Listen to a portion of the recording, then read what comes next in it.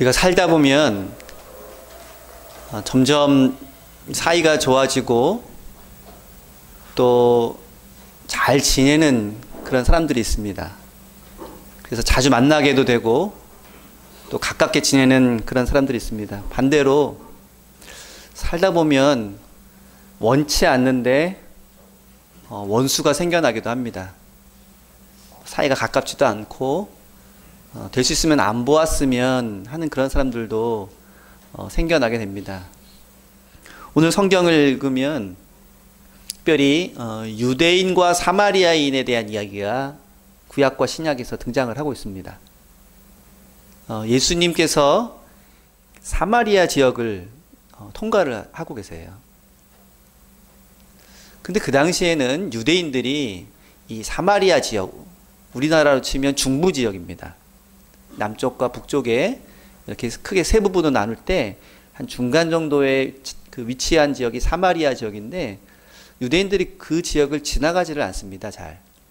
왜냐하면 그 지역에 있는 사마리아인을 만나고 싶지 않아서 그랬습니다. 그러니까 그 정도로 유대인과 사마리아인들이 굉장히 사이가 좋지 않은 그러한 상황에서 예수님이 사마리아 지역을 들어가셨고 또 그 지역에서 한 여인을 만나고 계십니다. 그러니까 우연히 우물가에서 만난 이 여인과의 만남 속에서 우리는 굉장히 중요한 말씀들을 많이 발견하고 있는데 사실 예수님의 이 행보는 우연히 가다가 우연히 한 여인을 만난 것이라기보다는 그 사마리아 여인과의 대화를 통해서 구원과 진리의 말씀을 전해주시고자 하는 그 의도가 반영되어 있다고 할 수 있습니다. 성경을 읽다 보면 이 사마리아 지역이 종종 등장합니다. 대표적인 이야기가 누가복음에 나오는 선한 사마리아인 이야기, 그리고 오늘 요한복음 4장에 나오는 사마리아 우물가에서 만난 여인 이야기일 것입니다. 근데 이 사마리아인에 대한 이야기를 읽다 보면 당시 유대인들이 사마리아 사람들을 굉장히 싫어했다는 것을 알 수 있습니다. 사마리아 사람들도 당연히 싫어했겠죠. 자기들을 이렇게 싫어하고 미워하는 유대인을 그들도 마찬가지로 싫어했습니다. 같은 땅에 살고 있는 사람들이 이렇게 서로를 미워하고 또 경멸하는 이 모습은 참 안타까운 모습이 아닐 수 없습니다. 특별히 아까 말씀드린 것처럼 남북으로 나누어진 우리나라에서는 매우 더 유사한 그러한 모습이라고도 할 수 있고 더 의미심장한 이야기라고도 할 수 있습니다.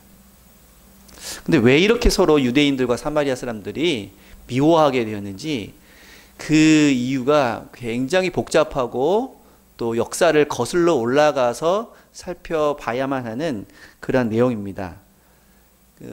이 내용을 우리가 좀 이해를 해야 예수님께서 지금 사마리아 여인과 만나는 그 의미가 얼마나 중요한 것인지를 알 수 있기 때문에 먼저 오늘 구약 본문을 중심으로 해서 유대인과 사마리아 사람들의 그런 관계가 왜 이렇게 악화되었는지를 먼저 간략히 살펴보고자 합니다. 다윗과 솔로몬 시대 때 이스라엘은 분단되지 않은 통일된 나라였습니다. 그러던 나라가 주전 930년에 남북으로 나누어지고 말았습니다. 솔로몬이 세상을 떠나자 그동안 성전 건축을 하느라고 그 이스라엘 백성들이 세금도 많이 내야 되고 또 그 성전 건축 현장에 동원이 돼서 굉장히 고된 노동을 감당해야만 했습니다. 이제 모든 것들이 다 맞춰지고 솔로몬도 세상을 떠난 다음에 이스라엘의 대표자들이 그 후계자였던 르호보암 왕을 만나서 세금도 좀 줄여주시고 이렇게 힘들게 일하는 것도 조금 줄여주십시오. 이런 요청을 드렸습니다. 근데 르호보암 왕이 그 요청을 거부했어요. 그러자 그 지파의 대표자들이 이 다윗 가문과 우리는 결별하겠다 하면서 등을 돌려버리고 말았습니다. 그래서 북쪽의 10지파가 여로보암이라는 사람을 왕으로 추대하고 북이스라엘을 건국하였고 남쪽에 남아있던 유다 지파와 베냐민 지파가 이제 다윗 왕조를 그대로 유지하면서 남유다로 세워지게 됐습니다. 그래서 주전 930년부터 북이스라엘과 남유다로 이렇게 나누어져서 각각의 나라가 계속 그 역사를 이어가게 되었습니다. 근데 독립한 북이스라엘은 그 왕권의 정통성도 약하고 또 신앙적인 정통성도 약할 수밖에 없었습니다. 그래서 북왕국은 그러한 그 왕권의 정통성 그리고 신앙의 정통성을 어떻게든 마련하기 위해서 많이 애를 썼는데, 그 가운데 그 오물이라고 하는 왕이, 아합 왕의 아버지가 오물인데, 이 오물이라고 하는 왕이 지금까지 그들의 수도였던 디르사에서 사마리아로 수도를 옮기게 됩니다. 그래서 거기에다 큰 성을 짓고 그런 왕권의 정통성을 이렇게 보여주려고 그렇게 애를 썼습니다. 근데 이 사마리아라고 하는 그 지역의 이름은 원래 그 땅의 주인이었던 세멜이라고 하는 사람에게서 그 땅을 샀기 때문에 그 지역의 이름을 사마리아라고 명명하게 되었습니다. 그 사마리아는 북이스라엘의 수도이면서 북이스라엘을 가리키는 말이 되었습니다. 그래서 사마리아 그러면 북이스라엘 이런 식으로 생각을 하게 됐습니다. 그리고 이 북이스라엘은 결국 주전 8세기에 아수르에 의해서 멸망을 당하고 말았습니다. 주전 734년 아수르 왕이 쳐들어와서 많은 사람들을 포로로 잡아가고 그리고 큰 피해를 입혔습니다. 그리고 나서 722년 또 아수르의 살마네셀 왕이 쳐들어와서 남아있던 백성들도 다 잡아가고 또 북이스라엘을 완전히 멸망을 시키고 말았습니다.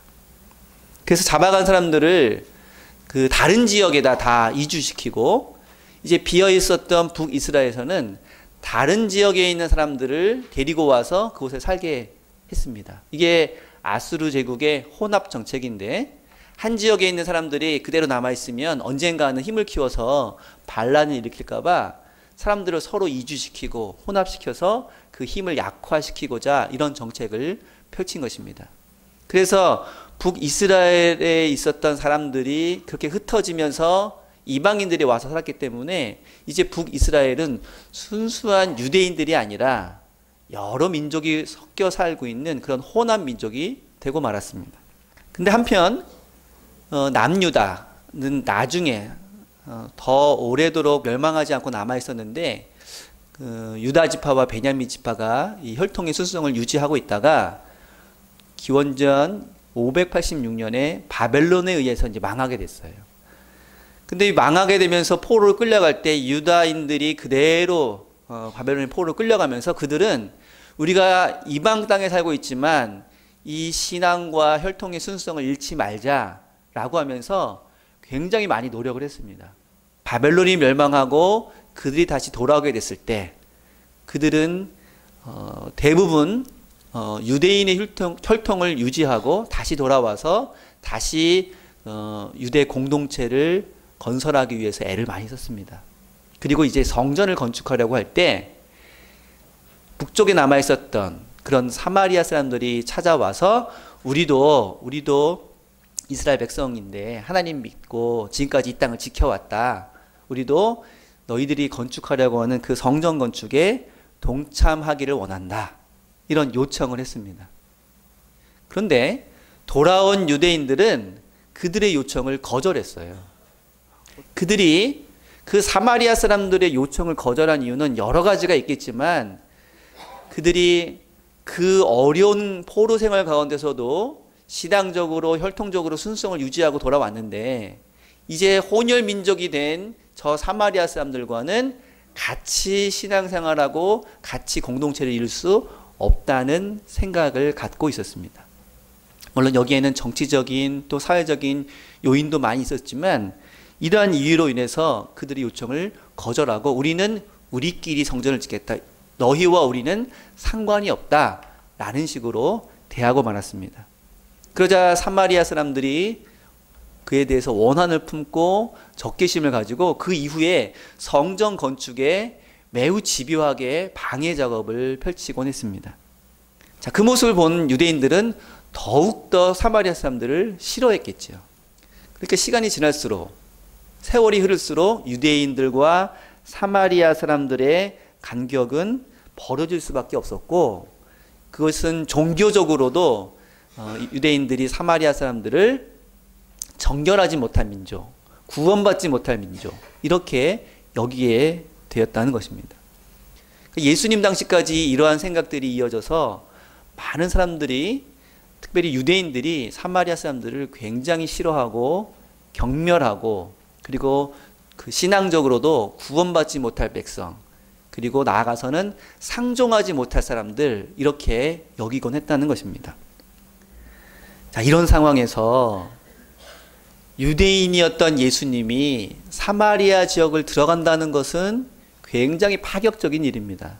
그 당시 사람들은 그 남북으로 여행을 갈 때도 이 사마리아 지역에 들어가고 싶지 않아서, 그 사람들 만나고 싶지 않아서 길을 뺑 돌아갔어요. 그리고 사마리아 사람들과 이야기를 하거나 같이 음식을 먹는다는 것은 상상도 할 수 없는 그런 일이었습니다. 그것이 그 당시 문화였고 관습이었습니다. 자, 이런 상황에서 예수님이 사마리아 지역을 들어간다는 것도 파격적이고, 그곳에서 누군가를 만나서 이야기를 나눈 것도 굉장히 드문, 상상하기 어려운 일이었습니다. 더군다나 오늘 예수님이 만난 사람은 그 사마리아 지역에 있는 사람들조차도 만나고 상종하기를 꺼려하는 한 여인이었습니다. 자, 이 사마리아 여인의 말을 통해서 그 당시의 관습과 문화가 어떠했는지를 대략 짐작할 수가 있는데, 요한복음 4장 9절 말씀을 보면, 당신은 유대인으로서 어찌 사마리아 여자인 나에게 물을 달라고 하십니까? 이는 유대인이 사마리아인과 상종하지 아니함이로라. 이 짧은 구절에 유대인과 사마리아 사람들의 관계가 어떠한지가 그대로 나타나고 있습니다. 더군다나 사마리아 지역에서 만난 이 여인은 그 이후에 진행되는 이야기를 여러분 이미 아시겠지만, 그 지역에 있는 사람들조차도 상종하지 않으려고 하는 여인이었어요. 그래서 제6시, 지금으로 말하면 정오에 그 뜨거운 때학볕 아래 아무도 우물가에 나오지 않는 그 시간에 그 여인이 물을 길러 나오는 것입니다. 그리고 그 여인은 그게 너무 싫어서 나중에 예수님이 뭐 생명의 물을 너에게 주겠다 하는 대화를 이어가실 때, 제발 그런 물이 있으면 나한테 주십시오. 나 물 길러 오는 게 너무너무 지긋지긋한데 물 길러 오지 않게 그 마르지 않는 샘이 있다면 그걸 저에게 주십시오 라고 말할 정도로 이 여인은 그 지역에서도 굉장히 어려운 처지에 놓여 있었던 그런 여인이었습니다. 그런 여인과 예수님이 지금 대화를 나누신다고 하는 것은 일상적인 모습이 아니라 매우 매우 파격적인 그런 상황이라고 하는 것입니다. 여러분, 우리가 살고 있는 이 사회 가운데 많은 사람들이 함께 어우러져 살고 있는데, 누군가 아무도 그 사람에게 관심을 기울이지 않고, 아무도 그 사람에게 먼저 말 걸지 않고, 지나치다가 만나기만 하면 경멸과 차가운 시선을 보내고 있는 그런 사람이 있다면, 그 삶이 어떠한 것인지는 우리가 참 상상하기 어려울 정도로 힘들고 고달플 것입니다. 어떤 사정이 있는지 모르겠지만 만나는 사람마다 저 사람이 나를 무시하거나 혹은 이상하게 쳐다볼 것이다 라는 생각이 먼저 들어서 내가 먼저 시선을 피하고 내가 먼저 사람의 그런 눈길을 피한다면 그 삶은 굉장히 무겁고 어두운 삶이라고 하는 것입니다. 이렇게 평소에 아무도 따뜻하게 맞아주지도 않고 또 그러한 차가운 시선을 피해서 아무도 만나기를 원치 않았던 이 여인이 우물가에서 예수님을 만납니다. 매우 우연히 만난 것처럼 보입니다. 오늘 본문을 가만히 읽어보면 어쩌면 예수님께서는 이 여인을 만나기 위해서 그 사마리아 지역으로 가신 것은 아닌가라는 생각이 들게 됩니다. 게다가 예수님께서 피곤하셔서 우물가에 앉으셨다고 했는데 제자들은 먹을 것을 구하러 동네로 가셨고 예수님이 혼자 남아 있으셨어요. 그렇게 한참을 그곳에 계셨습니다. 근데 마치 그 모습이 누군가를 기다리고 있는 모습이에요. 그리고 마침내 기다리던 그 여인이 등장을 했어요. 그리고 예수님이 그 여인에게 먼저 말할 것입니다. 그 말씀을 이 여인과 나누시기 위해서 예수님은 그곳에 가셨고 그곳에서 기다리고 계셨고 그 여인을 만나서 대화를 이어가고 계신다는 것입니다. 그 여인에게는 그 예수님의 만남이 어쩌면 우연한 만남일지도 모르지만 그러나 그 대화를 통해서 그 여인이 깨닫고 그리고 마을에 들어가서 사람들에게 그 예수님을 증거하는 모습은 결코 우연이라고 할 수 없는 예비되고 필연적인 만남이었다는 것을 우리에게 보여주고 있습니다. 오늘날에도 이 사마리아 여인과 같은 그런 사람들이 있습니다. 사회에서 여러 가지 이유로 사람들의 시선을 피하고자 하는 사람들, 사회적인 따돌림을 당하는 사람들, 만나는 사람들마다 멸시하고 우습게 여기며 또 관심도 갖지 않는 그런 사람들이 있습니다. 같은 사람인데 사람 취급도 하지 않는 사람, 가만히 생각해 보면 우리 주변에 그런 이들이 꽤 많이 있습니다. 차별과 편견 속에서 법적인, 제도적인 불이익을 당하는 사람들이 우리 주변에 있습니다. 바로 그러한 사람들이 오늘날의 이 사마리아 여인과도 같은 사람이라 할 것입니다. 과연 오늘날 그런 사람들이 어디 있을까라고 생각할 수도 있지만 때로는 여성이, 때로는 어린아이들이, 때로는 정규직을 구하지 못한 비정규직 노동자들이, 때로는 본사의 요구에 응할 수밖에 없는 가맹점 점주들이, 때로는 대기업의 눈치를 볼 수밖에 없는 하청기업에서 일하는 사람들이, 때로는 서비스업에 종사하는 사람들, 때로는 외국인 노동자들, 또 제3세계에서 온 외국인들, 그리고 장애인들, 그리고 소수자들이 오늘날의 이 사마리아 여인처럼 아무에게도 관심 받지 못하고 오히려 차별과 편견의 눈초리 속에서 그들을 피하고 싶은 모습으로 살아가고 있다고 하는 것입니다. 우리는 의도하게 또는 의도하지 않게 오늘날 함께 살아가고 있는 많은 사람들을 사마리아 여인으로 취급하면서 대할 때가 있다고 하는 것입니다. 근데 오늘 말씀에서 예수님께서는 바로 그러한 사람들을, 오늘날의 사마리아 여인과 같은 그런 사람들을 아무도 관심 갖지 않고 아무도 귀하게 여기지 않는 그 사람들을 굳이 찾아오셔서 굳이 만나주시고 굳이 그들에게 구원과 진리의 말씀을 전해주신다고 하는 것입니다. 예수님께서는 그 누구도 이렇게 차별하지 아니하고 구별하지 아니하고 만나주시고 그에게 진리의 말씀을 전해주시고 그를 구원의 백성으로 인도해 주신다고 하는 것입니다. 어떤 때 우리는 우리 스스로가 마치 사마리아 여인처럼 그렇게 사람들로부터 인정받지 못하거나 관심받지 못하거나 또 사회적으로 뭔가 드러낼 것이 없는 그저 평범하거나 혹은 부족하고 연약한 자라고 여겨질 때도 있습니다. 그러나 우리 주님께서는 그 모든 조건에 상관치 않으시고 우리를 찾아오셔서 우리에게 구원과 진리의 말씀을 전해주시며 하나님 나라 백성으로 우리를 삼아주신다고 하는 것입니다. 그리고 마지막으로 또 한 가지, 그렇게 우리를 찾아오셔서 우리를 구원받은 하나님의 백성으로 삼아주신 그 주님께서는 우리가 가지고 있는 이 세상적인 구별과 차별과 편견의 시선을 다 내려놓고 비록 우리가 꺼려하는 사마리아 여인이라 할지라도 주님을 대신해서 그들에게 찾아가 그 복음을 전하고 그 구원의 소식을 전해야 한다고 하는 것입니다. 예수님 먼저 그것을 보여주셨고 우리에게 그 길을 걸어가기를 원하신다고 하는 것입니다. 어쩌면 우리 가족 안에도 또 우리 교회 안에도 또 우리 지역 안에도 오늘날의 사마리아 여인처럼 관심받지 못하고 눈길 받지 못하는 사람들이 있을 것입니다.